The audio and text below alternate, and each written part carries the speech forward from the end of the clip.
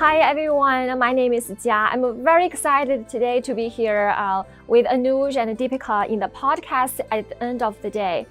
So a little bit of background of myself. I studied at New York University in multimedia journalism for my master's degree, and I've been working in the field for about 5 years. Currently, I'm a video editor at SupChina. It is a digital media company covering China-related news for Westerners. So check out our website at supchina.com. And again, I'm very excited to be here. Thank you so much, Jia, for this time. Of course, thank you for having me. Full disclosure, I used to work with Jia last year at SupChina.com. And I still miss that. And she was my supervisor and she really honed my video making skill. Thank you so much for that opportunity. Of course, definitely. Yeah, I learned a lot. Thank you. Yeah, we were very glad to have you. You are one of the best interns. Okay, tell me something I don't know. Okay, so where do we start from? So yeah, let's start from your initial days in America. When did you come to America? Sure. So I came to the US in 2010 for my undergrad at the University of Minnesota, Twin Cities. I studied TV broadcasting there. And before that, I actually studied law in Shandong University. That was in China? Yes. In Jinan, capital city of my province. But I always wanted to be here to come to the U.S. Then I learned people can transfer, so that's how I transferred from my previous university. Okay, so you did your bachelor's in Minnesota, and when did you come to New York City?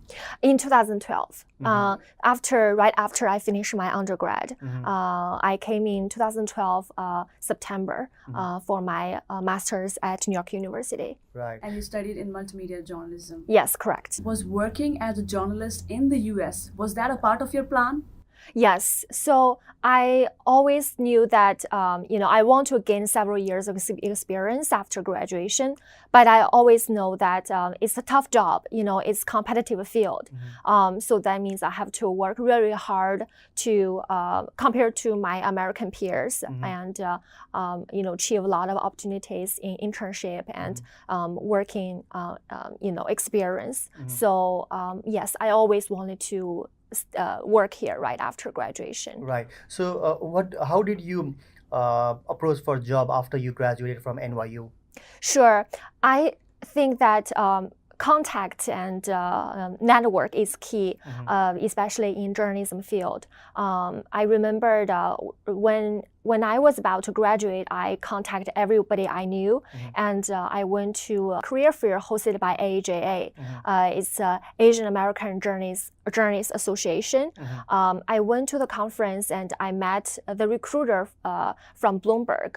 At that time, they told me they didn't have any opening, so I was waiting. But then I feel like timing was also important. So when I graduated in March 2014, I reached out to them and they said, okay, we have a couple openings, and I applied and I got my first job at Bloomberg. Okay, which position was that? So it was a production assistant in their TV department. So I was the only Chinese working there. So I felt, quite honored to work in such a big organization, and be with so many talented journalists. And Jia, I just wanted to take you back to Bloomberg again. So did you know that they had an opening once you reached out to them again? I didn't. You didn't, but you just reached out. Yes. Saying what?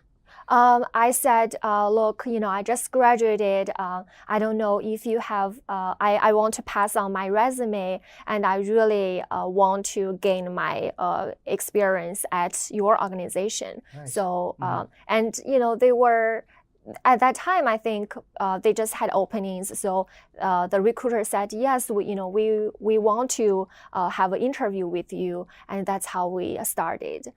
That's how we connected. How difficult was it being the only Chinese in Bloomberg in your team then?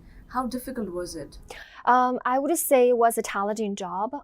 So as a production assistant, I mean, the job itself was okay. They didn't expect you to function as a producer or someone who has a lot of years experience. So it was a starting point for me in my career. But still, I mean, English was my second language. So compared to other people I'm working with, I still feel this type of weakness in terms of like writing or just thinking, in American way, right?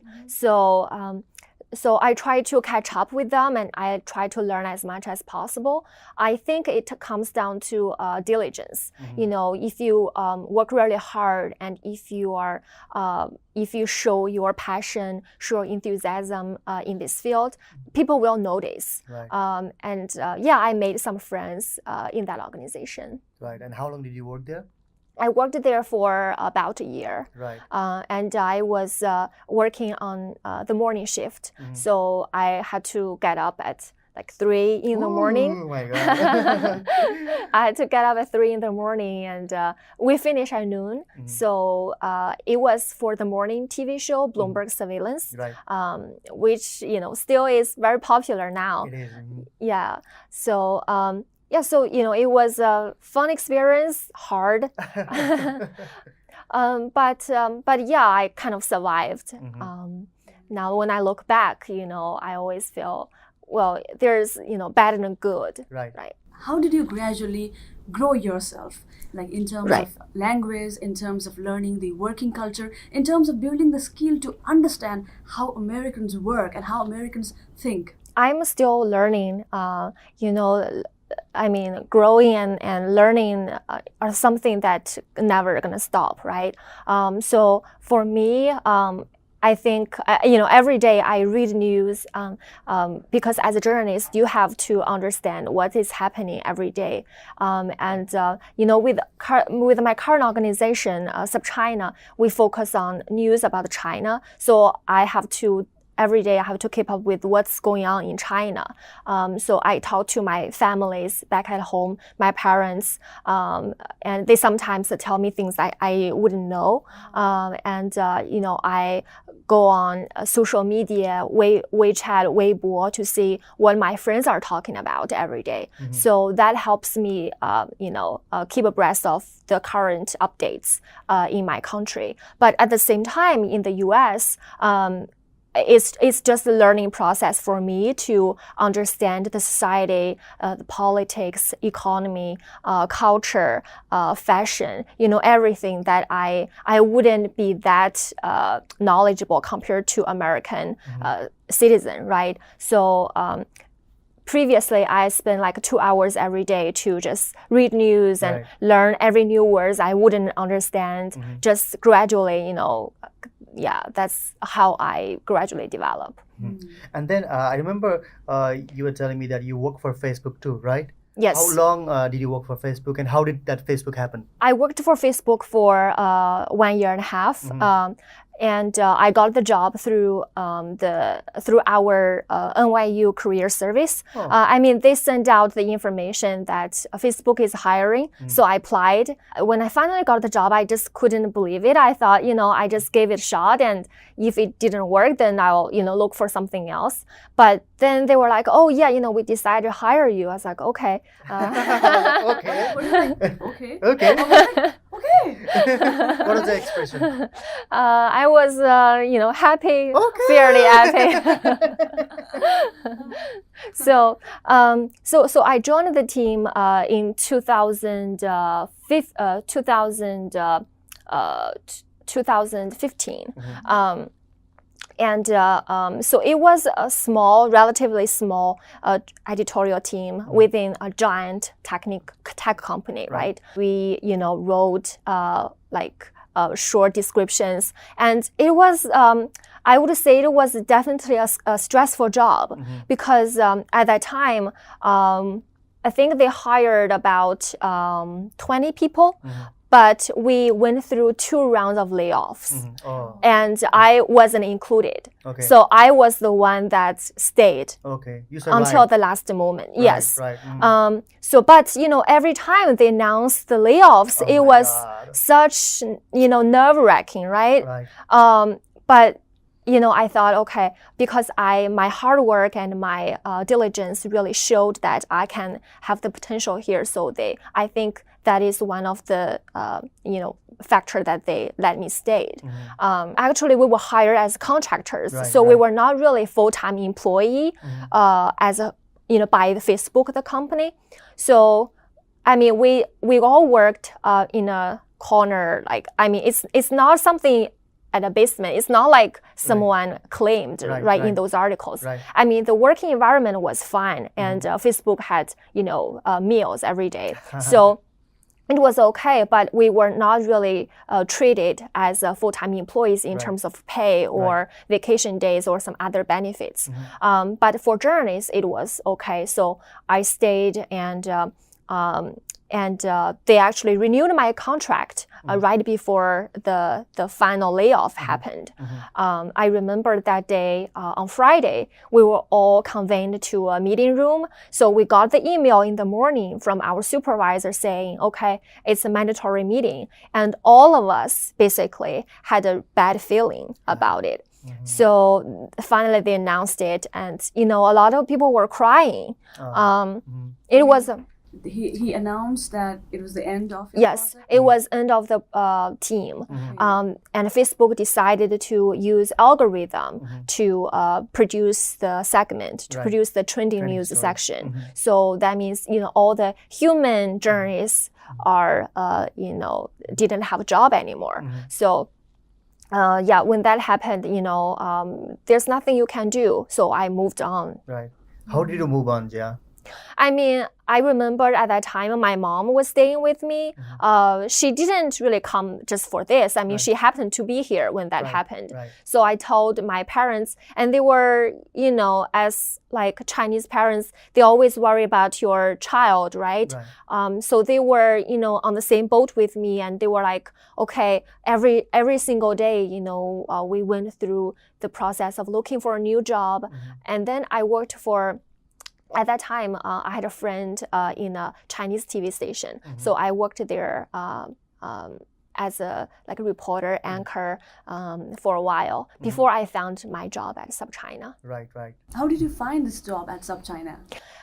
I was actually just looking online, and because I always wanted to find a job that used my Chinese skills. So I was searching online, and I found the contact information, and I contacted the editor. That's how I got in. Right. And you're doing pretty good for yourself.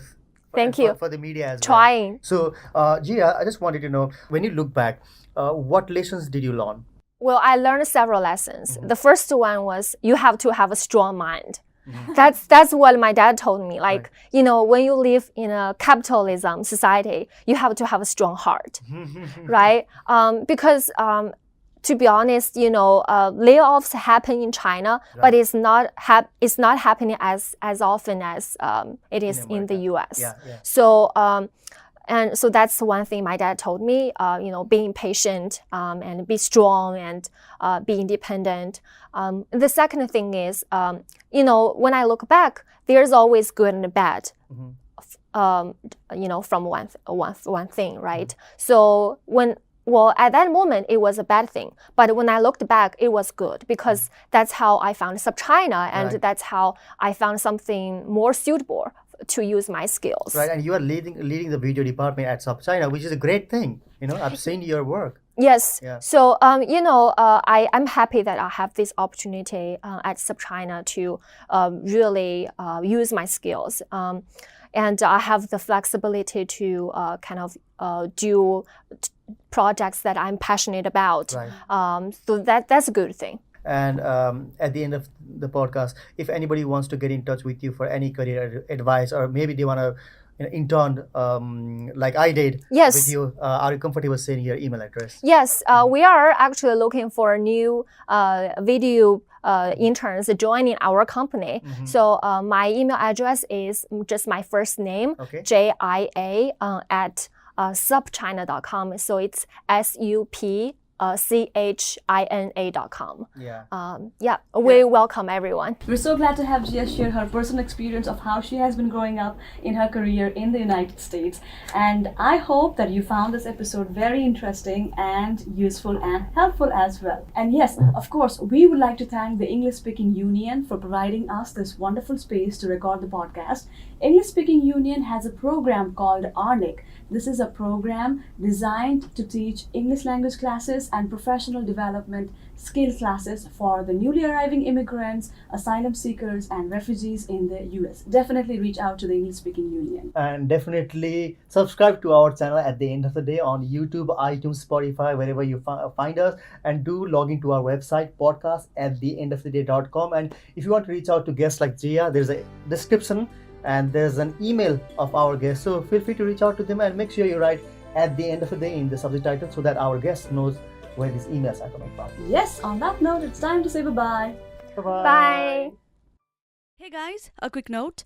If you have a personal story that you think might be helpful to the newly arriving immigrants in the US, please contact us. We would love to feature you in our podcast. Go to our website, podcast@theendoftheday.com, and write to us by going to the feedback section.